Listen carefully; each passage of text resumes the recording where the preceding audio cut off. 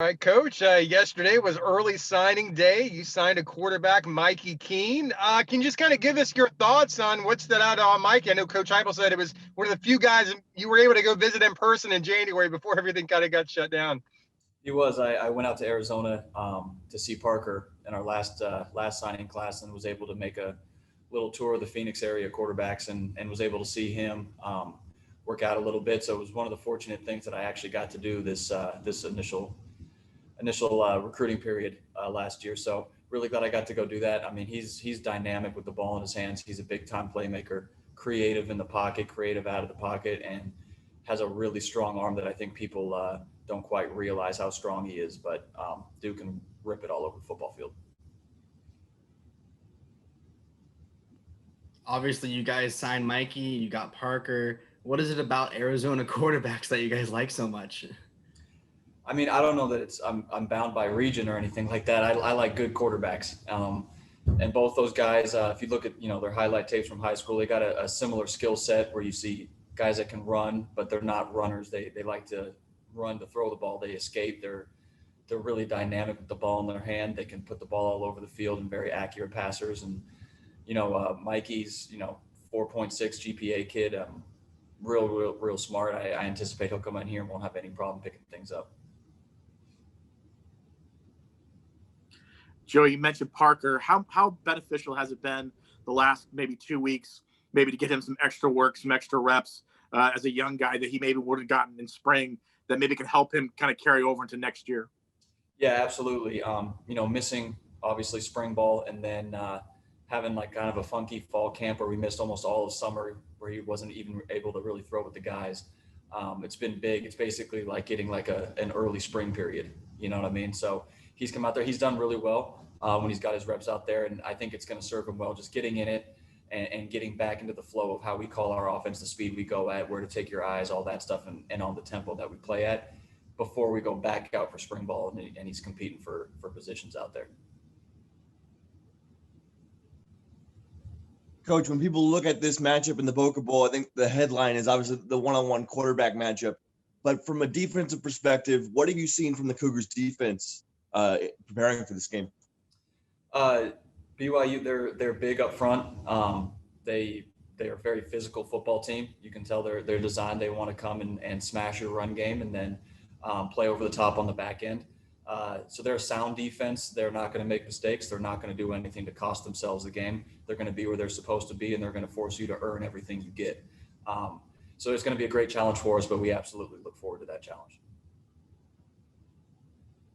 Coach, just one more question about Mikey. How important is it for him? Because he really comes from a successful program. So I don't think he's ever lost a game as a starting quarterback. It's one of the top high school programs in the nation. How important maybe is that to have a quarterback with that kind of winning experience when he comes into a college program? I think it's beneficial. One, he's been on big stages. It was high school and not college, but he's been playing in front of thousands of people, big stages, everything on the line every single week. Where winning was not just hoped for, it was expected at that program out there in Chandler. So transitioning that over to college, that's obviously what's expected with like the type of seasons that you have here where one loss can change your whole outlook. So he knows that coming in here, what's expected is to come in and win. And that's the kind of grooming he's had from Coach Garrettson out there in Chandler.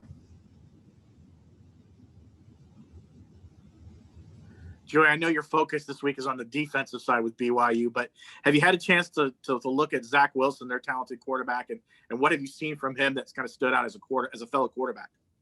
I have not this week. I've been, we have quite a tall task ahead of us as well with the defensive side of the ball. I have seen him though when we had our crossover tape with Houston from earlier in the season. Kid's a good player. He can spit it all over the field. He's got a live, active arm. He's a good athlete. Everything you hear about is an accurate representation of who he is. But with that said, this week, my focus is on the other side of the ball for right now.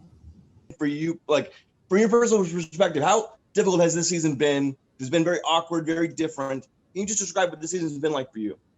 Yeah, it's been different. That's probably the best word. With getting COVID tested 3 times a week, not really, you're preparing for an opponent, but you don't really know you have it till after the Friday test. You don't know that you're going to have everybody you're expecting to have till after the Friday test. So there's just a lot of uncertainty in the air, but we did our best to not use it as an excuse. And every single week we're gonna prepare to play on Saturday, just like we're supposed to. And if something happened, okay. But we're fortunate enough that didn't happen to us. So, like you said, the best word is just different. Not anything really other than that. It was just something that we had to adjust to, and then we ended up getting ourselves and the guys in a nice flow and really focused on the things that we could control. All that other stuff was outside of our control, and if someone canceled on us or something like that, okay, so be it. But we were always, that was never in the back of our mind in a forethought, like, hey, what if this doesn't happen? No, we're going to play the team that we're seeing on tape with the guys we have in our locker room. Coach, what have you seen from Dylan Gabriel and his prep for this game? Obviously, every game's important to him, but I know this is kind of a special opponent because his dad played at Hawaii and their big rivals were BYU, so there's kind of an interesting family link there. Just kind of what have you seen from Dylan in his prep over this past week? Dylan's been preparing very well. Obviously, we got the opponent a few days earlier without having a game before as a Bull, so he's already been in there just nonstop in my office. Every time I open my door, he's sitting in there watching tape. So he'll be well prepared. He always prepares himself at a high level, but he'll be well prepared for this one to go have a good night. It seems like forever ago, but obviously early in the season, you guys had some issues with false starts and maybe some issues between Dylan and Matt Lee. But since then, he's kind of figured it out, and he was named first team all-conference center. Talk about that relationship between Dylan and Matt and what you saw out of Matt just the rest of the way after that.